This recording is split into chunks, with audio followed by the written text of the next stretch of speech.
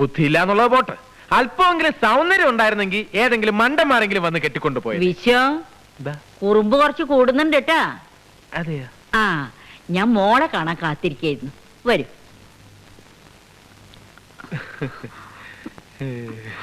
അതെ, over acting വേണ്ട. ഒരു ഇളിച്ച ചിരിയും തമാശ പറച്ചിലും കുറച്ച് കൂടുന്നുണ്ട്. ഈ കഥാപാത്രം ഭംഗിയാക്കണമെങ്കിൽ അല്പം ഓവർ ആക്ടിങ് വേണം. ആക്ടിങ്ങിനെ കുറിച്ച് നീ എന്നെ പഠിപ്പിക്കണ്ട, എനിക്കറിയാം.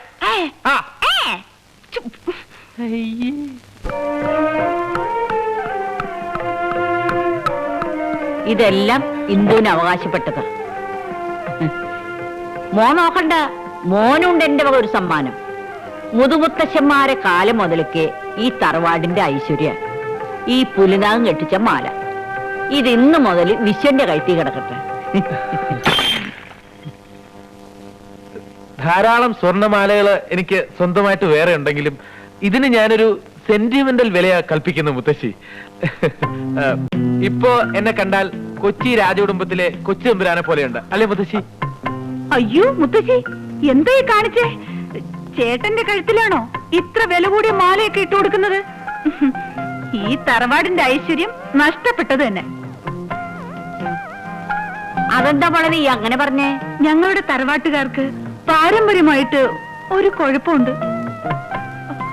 തറവാട്ടിലെ ആണുങ്ങളെല്ലാം വലിയ ദാനശീലരാ. ഒന്നും വേണ്ട മുത്തശ്ശി, കല്യാണം കഴിഞ്ഞിട്ട് ചേട്ടന്റെ വിരലിൽ ഒരു വിവാഹ മോതിരമെങ്കിലും ഉണ്ടോന്നൊന്ന് നോക്കിയേ. എത്ര മോതിരം കിടന്ന കയ്യാ ഇത്. ആരെങ്കിലും വന്ന് വല്ല ബുദ്ധിമുട്ടോ സങ്കടമോ പറഞ്ഞ ഉടനെ അങ്ങ് ഊരിക്കൊടുക്കും. ശിവ ശിവ, എന്താ വിശ്വ കേക്കണത്? ഞങ്ങളുടെ കുടുംബ സ്വത്താ ഈ മാല. അത് അന്യാധീനപ്പെടുത്താൻ ഞാൻ സമ്മതിക്കില്ല. അതങ്ങ് ഊരി കൊടുക്ക് ചേട്ടാ. മുത്തശ്ശി പേടിക്കണ്ട, ഇതാർക്കും കൊടുക്കില്ല. ഇപ്പൊ തന്നെ കൊണ്ടുപോയി പെട്ടിയിൽ ഭദ്രമായി പൂട്ടി വെച്ചിട്ട് വരാം. അതൊക്കെ ചേട്ടൻ ഇപ്പൊ പറയും. പെട്ടിക്കകത്തുനിന്ന് ഓരോന്നെടുത്ത് എത്ര ആൾക്കാർക്ക് കൊടുത്തിട്ടുണ്ടെന്നോ? അതേ വിഷയം അതിന് തന്നേക്ക് ചേട്ടാ. ഞാൻ എന്റെ കയ്യിൽ വെച്ചോളാം. ഇതാ മുത്തശ്ശി. ഇതാ മോളെ, നീ അകത്ത് കൊണ്ടുപോയി വെക്ക്. ഓ, 1-2 ചൂട് നടന്നതേ ഉള്ളൂ. കാലിനൊക്കെ എന്തൊരു വേദന. ഈശ്വര, നടക്കാൻ പോലും വയ്യ. നല്ല വേദനയുണ്ടോ മുത്തശ്ശി? ഉണ്ടോന്നോ? ദേഹാസകലം കോച്ചി വലിക്കുക. ഒരു വാക്ക് എന്നോട് പറയാത്തത് എന്താ? മുത്തശ്ശിക്ക് അറിയോ, ഞങ്ങളുടെ കുടുംബത്തിലെ പെൺകുട്ടികൾക്ക് പരമ്പരാഗതമായി കിട്ടിയ ഒരു കഴിവുണ്ട്.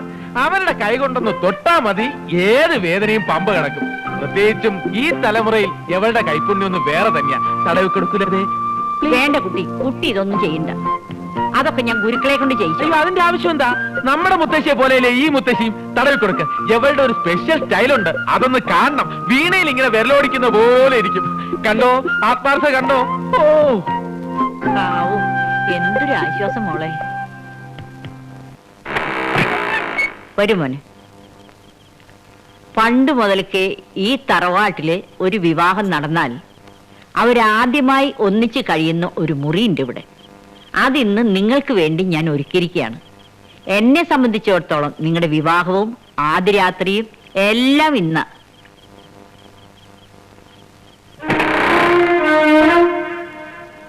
വരൂ.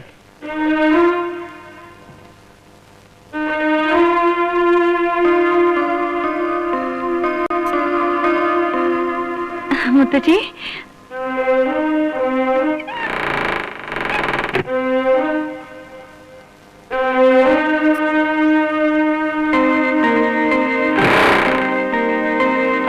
മുത്തശ്ശി, ഞാനെന്നാ വേണ്ട, കുട്ടി ഇന്ന് എന്നോടൊപ്പം കിടന്നാ മതി.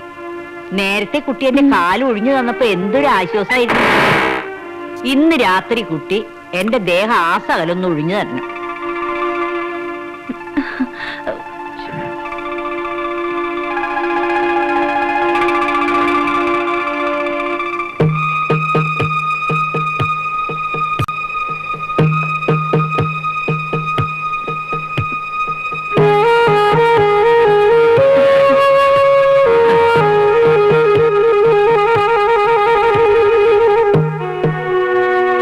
സിസ്റ്റർ ഇവിടെ കിടന്നോളൂ, ഞാൻ പുറത്തെവിടെയെങ്കിലും കിടന്നോളാം.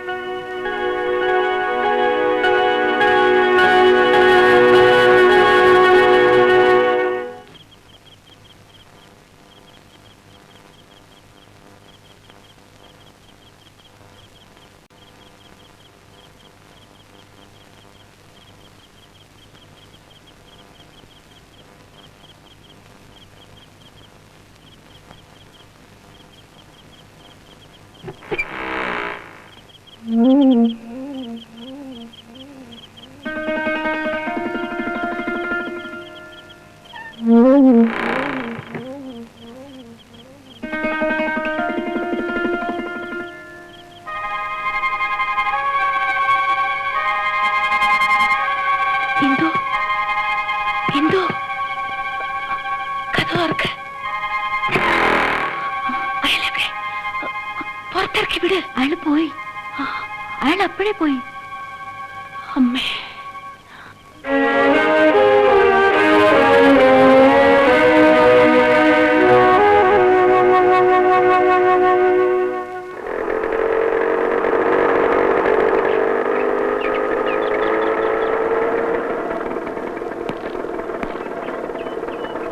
ഹലോ.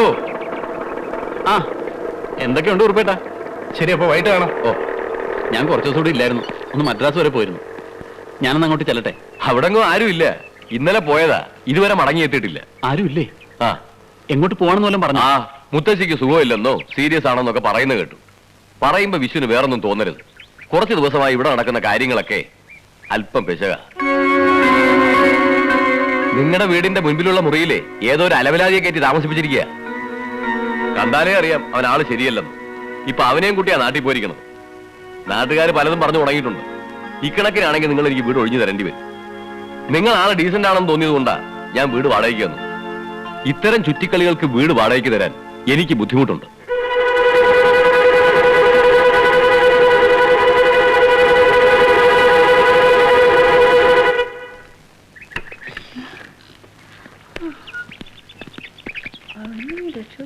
ഞാൻ പേടിച്ചിരുന്നു കേട്ടോ.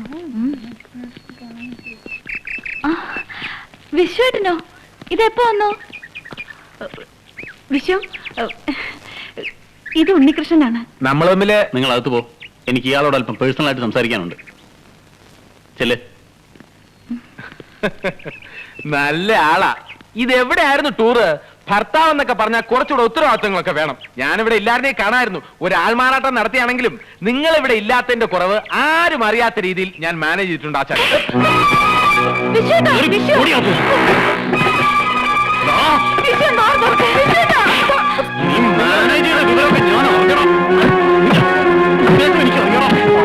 ഞാൻ പറയുന്നത് കേൾക്കി. ഒന്നും പറയണ്ട.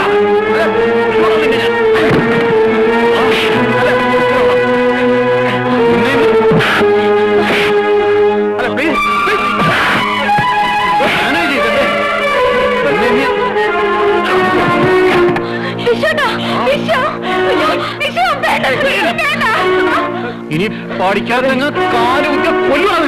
ഞാൻ സിസ്റ്റർ പോവാ.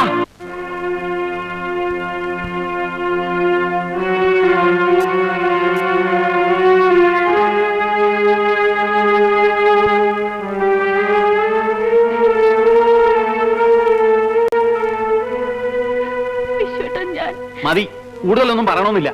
ഞാൻ ഇവിടെ ഇല്ലായിരുന്നപ്പോ എവിടെന്നോ വലിഞ്ഞു പറയുന്ന ഒരുത്തനെ വീട്ടിൽ കയറ്റി താമസിപ്പിക്കുക, ഭർത്താവാണെന്ന് പറഞ്ഞ് അവനെയും കെട്ടിയിരുന്ന് വിളിച്ച് മുത്തശ്ശിയെ കാണാൻ പോവുക. ഞാനെന്നല്ല വേറെ ആര് കേട്ടാൽ ഇതൊന്നും സമ്മതിച്ചു തരാൻ പോണില്ല. എന്താ ഇത്? വെള്ളരിക്കാൻ പറ്റണം. നടന്നതൊക്കെ ഞാൻ വിശ്വനോട് പറഞ്ഞല്ലോ. ശരിയാ, തെറ്റ് തന്നെയാ. പക്ഷെ സത്യം തുറന്നു പറഞ്ഞ വിശ്വനെ എന്നെ മനസ്സിലാക്കുന്നു കരുതി. ഞാൻ വിശ്വ, മറ്റുള്ളവർ പറയുന്നത് കേട്ട് ഞങ്ങളെ തെറ്റിദ്ധരിക്കരുത്. അറിഞ്ഞുകൊണ്ട് ഒരു തെറ്റും ഞങ്ങൾ ചെയ്തിട്ടില്ല. ക്ഷമ ചോദിക്കാൻ പോലും അർഹതയില്ലെന്നറിയാം.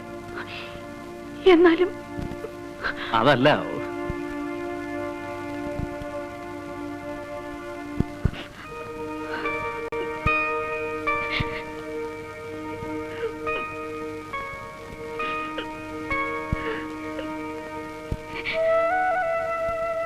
അയ്യേ, എന്താ ഇത്? ഇന്ദുക്കുട്ടി ഒന്ന് ആലോചിച്ച് നോക്കി. ഈ വിശ്വേട്ടന് മോളല്ലാതെ പിന്നെ ആരാ ഉള്ളത്? അപ്പൊ പിന്നെ മോളെ കുറിച്ച് ആരെങ്കിലും എന്തെങ്കിലുമൊക്കെ പറഞ്ഞാ ഞാൻ എങ്ങനെ സഹിക്കുക? പിന്നെ ഇങ്ങനെ ഒരു സാഹചര്യത്തിൽ ഇന്ദുക്കുട്ടി പരിഭവിക്കുന്നതിൽ തെറ്റൊന്നുമില്ല. താൻ പറഞ്ഞാലും തെറ്റൊന്നുമില്ലടോ.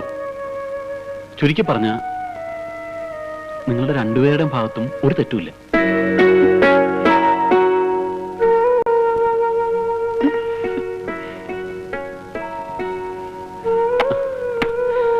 അതെ, ഒരു സന്തോഷ വാർത്തയായിട്ടാണ് ഞാനിപ്പോൾ ലാൻഡ് ചെയ്തിരിക്കുന്നത്. മദ്രാസിൽ നിന്ന് ഫൈനാൻസ് എല്ലാം ശരിയായി. അടുത്ത് തന്നെ കസ്റ്റമേഴ്സിന്റെയും മറ്റുള്ളവരുടെയും എമൗണ്ട് നമ്മൾ സെറ്റിൽ ചെയ്യുന്നു, സ്റ്റേ വെക്കേറ്റ് ചെയ്ത് വാങ്ങുന്നു, ഇന്ദുമതി കൺസ്ട്രക്ഷൻസ് കംപ്ലീറ്റ് ചെയ്യുന്നു. എന്നിട്ട് അതിന്റെ ഏറ്റവും മുകളിലത്തെ നിലയില് mister Viswanathan, Mrs Indu Viswanathan, baby Anju Viswanathan, baby Sanju Viswanathan, baby Manju Viswanathan. അയ്യോ, അപ്പൊ പെൺകുട്ടികൾ മാത്രം മതിയോ? പോരാ, master Vinay Viswanathan, master Vineeth Viswanathan, master Vinu Viswanathan. അയ്യോ